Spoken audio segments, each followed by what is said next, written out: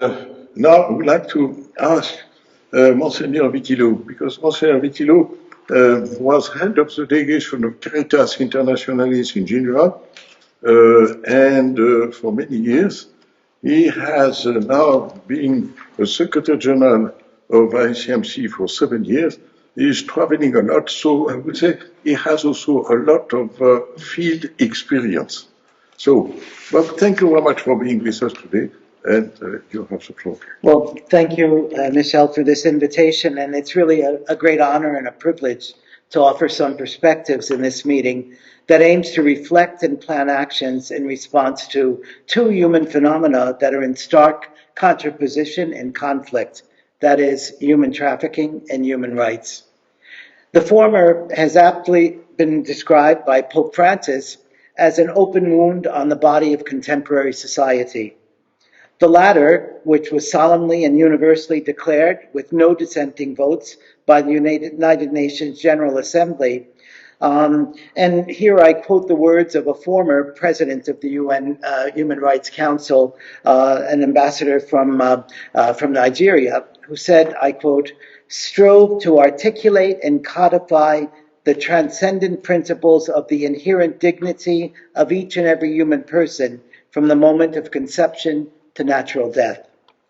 While governments had made significant efforts to preserve these human rights, as Michelle said, and also our last speaker said, I feel compelled to note with great regret that various situations in today's world point out the blatant disrespect for the human rights mechanisms that have been established, and even greater disrespect for the members of our human family who are the bearers of such rights.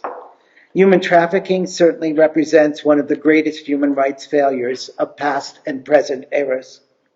Such failure may be rooted in our limited focus on the legal and technical aspects, with all due respect to the attorneys here, and promotion of human rights. While such elements are fundamental to such efforts, they are not at all sufficient. In this regard, at least in my opinion, the Catholic Church's approach to human rights may be quite helpful, since we never articulate a right without presenting its concomitant responsibility. Thus, as rights bearers, all members of the human family have responsibilities to recognize, promote, and defend both rights of their own as well as the rights of others. With regard to human trafficking, I believe that states, civil society, and individuals all need to understand and effectively respond to the root causes of human trafficking. Given the complex phenomena of human trafficking and a forced, unsafe migration, I am fully aware of the impossibility to capture all the root causes in a short period of time.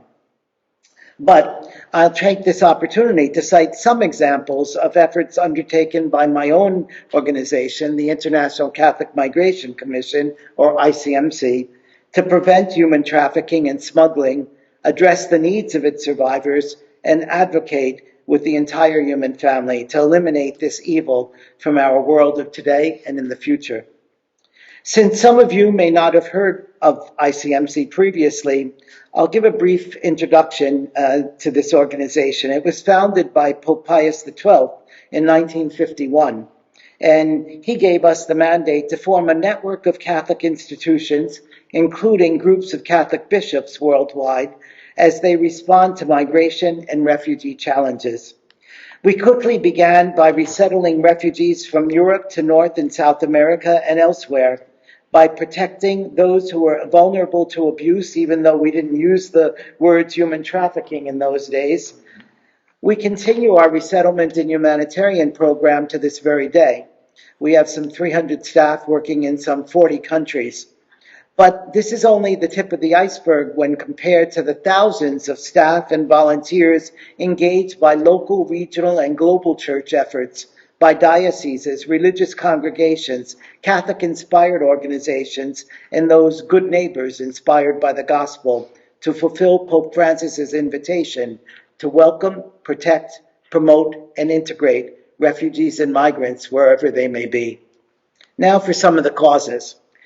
Root cause number one, at least in my perspective, is extreme poverty and unequal access to enjoy basic human rights to a life worthy of God-given human rights and human dignity, education at all levels, as well as decent work, housing, and the physical, social, and spiritual conditions that help children and adults to provide adequately for themselves and their families. Those deprived of such basic essentials of life easily become more vulnerable to human trafficking or to desperately seek unsafe migration routes. The 2023 Global Multidimensional Poverty Index from the UN Development Program shows that 1.1 billion out of 6.1 billion people, just over 18%, live in acute multidimensional poverty across 110 countries. Sub-Saharan Africa, with 534 million, and Southeast Asia, with 389 million, are home to approximately 5 out of every 6 poor persons. Nearly 2/3 of all poor people, 730 million people, live in middle-income countries, making action in these countries vital for reducing global poverty. In speaking about different causes of human trafficking, Pope Francis calls our attention to, I quote, the first place of poverty, underdevelopment, and exclusion, especially when combined with a lack of access to education or scarce, even non-existent employment opportunities. Root cause number 2, the lack of birth registration and other important documents. The 2020 report of the Independent Commission of Inquiry on the Syrian Arab Republic issued this alarm, I quote, girls and boys also face considerable obstacles related to documentation and are vulnerable to exploitation through child labor or child marriage, often as a result of disappearance of male parental figures. Crucially, for their long-term prospects, a huge number of children have missed out on years of education and are currently out of school. This status quo will affect the ability of boys and girls to exercise their basic rights in innumerable ways as they grow older. The lack of such documentation prevents access to vital services and often forces migrant and refugee children and adults to seek the services of smugglers and traffickers to reach their destinations, to be reunited with family members, or to accept indecent or exploitative work situations. 1 in 4 children under age 5, 166 million on average, are not registered in the world today, since parents often are deterred from applying for such necessary documentation because of high costs and complicated bureaucratic procedures imposed by public offices. Similar challenges are faced by those migrants and refugees who do not have access to their academic diplomas or certificates for professional or otherwise specialized skills training. The Vatican's 20 points document toward the Global Compacts on Migrants and Refugees of 2018 encourages states, I quote, to adopt policies that require the registration of all births, providing each newborn with a birth certificate, and to enact legislation that enables the recognition, transfer, and further development of the foremost skills of all migrants, asylum seekers, and refugees in the host country. The International Catholic Migration Commission, in fact, is redoubling its efforts to encourage birth registration by working with local church-inspired organizations in Burkina Faso, Central African Republic, Haiti, and India to train local parish volunteers to accompany parents as they apply for birth certification for their children. Root cause number 3, fixation of business almost exclusively on amassing more money and profit easily leads to the commodification and exploitation of people, which in turn could result in vulnerability of poor and marginalized people to human trafficking. The 2021 global estimates of the International Labor Organization indicate that 28 million were in forced labor. It should be noted that compared to 2016 global estimates, 10 million more people were in modern slavery. Most forced labor occurs in the private economy. 86% of forced labor situations are imposed by private actors, 63% in the private economy in sectors other than commercial sexual exploitation, and 23% in forced commercial sexual exploitation. State-imposed forced labor accounts for the remaining 14% of people in forced labor. The Organization for Economic Cooperation and Development reports that this type of labor is estimated to generate at least $150 billion per year of illegal profits in the private economy worldwide. That's cited by the ILO. Human trafficking occurs with the collusion of corrupt officials with criminal gangs. Addressing human trafficking and corruption jointly is more effective than addressing these two issues individually. Pope Francis warns, and I quote, "There is a sociological fact. Organized crime and the illegal trafficking of human beings choose their victims among people who today have little means of subsistence and even less hope for the future. To be clearer," he says, "among the poorest, among the most neglected, among the most discarded." For the past 5 years, ICMC has coordinated a multifaceted research, capacity building, and advocacy project in partnership with more than 30 Catholic-inspired organizations and the International Labor Organization on, I quote, "the future of work, labor after Laudato Si," which through primary research and collection of good practice models examine ways to prevent exploitative, indecent, and corrupt labor practices that often are linked to abuses of human trafficking, corruption, and exploitation of the most vulnerable people in society, and identifies good practice models being employed in various parts of the world.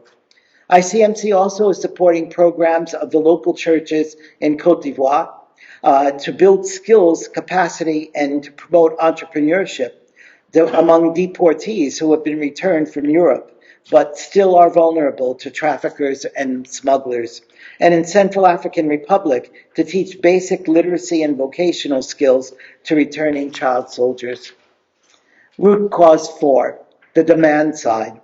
The Vatican's pastoral orientations on human trafficking points to, I quote, "the different areas in which the victims of human trafficking work or operate: agriculture, domestic work, prostitution, etc., and points out that, I quote, "consumers constitute a huge mass who seem largely unaware of the exploitation, yet enjoy the benefits of the services provided by trafficked persons." In her 2023 report to the UN Human Rights Council, UN Special Rapporteur on Trafficking in Persons, Shoban Mulali, declared, I quote, "taking seriously the obligations concerning prevention of trafficking in persons requires systemic and urgent law and policy reforms rooted in international human rights law, addressing climate change, environmental degradation, and the loss of biodiversity." End of quote. Pope Francis challenges us to examine our own consciences and behavior. I quote, "Certainly there is a lot of ignorance on the topic of trafficking, but sometimes there also seems to be a little will to understand the scope of the issue. Why? Because it touches close to our own conscience, because it is thorny, because it is shameful. Then there are those who, even knowing this, do not want to speak, because they are at the end of the supply chain as a user of the services that are offered on the street or on the internet." End of quote. ICMC works to prevent human trafficking among the vulnerable group of refugees and migrants in irregular situations by providing job training that leads to access to decent jobs or to starting their own businesses, and by maintaining safe spaces for socialization and learning among women and child refugees who are survivors of sexual and or gender-based violence. In Malaysia, where ICMC operates a service for refugee survivors of SGBV, we have constituted a refugee protection force from within the refugee communities to serve as first responders, monitor safety and progress of survivors, and to work to change harmful cultural practices and attitudes from within their own ethnic communities. I conclude by citing once again the words of Pope Francis, who has been such a driving force for the Church and for all people of goodwill to confront the root causes of human trafficking with persistence and determination, and with the grace of God to put the gospel into action. I quote, "Let us not pretend and look the other way, There is greater complicity than we think. These issues involve everyone. Thanks very much. Thank you very much, Monsignor Vitillo. Bob, it's a very rich text, and I'm sure we will share this with participants and also online participants. And you rightly put the emphasis on root causes, and you describe them in a very concrete way, and actually point us a finger at each of us, and to say we have all an individual responsibility to what's happening today. Thank you very much.